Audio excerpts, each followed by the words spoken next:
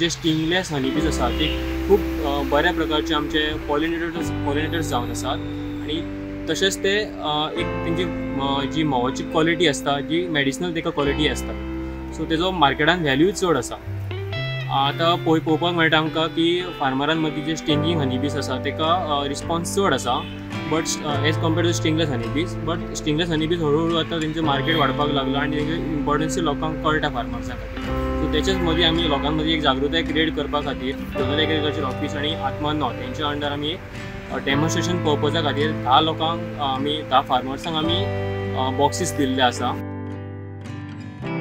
पयलीं एक पोळें घातलेलें आसता मागीर ते भायले हें हाडून ते आनीक पोळें तयार करता। क्वीन आसता भितर, क्वीन आसा ती मागीर ती तांतयां घालपाक फामास करता। क्वीन आसातूच जाल्यार तुका तो भितर हे मूस रावता। क्वीन जर ना जाल्यार मूस रावता हे बॉक्स खाली सगळे वयता पोटान। जेन्ना तूं दुसरी क्वीन हाडून घातली भितर जाल्यार तुका ते दुसरे मूस रावता मागीर दुसरे हे तयार करता न्हय पोळें। पोळी तयार जाल्या आनी एक 8-8 दिसांनी पासून मागीर तुका म्होंव मेळटा।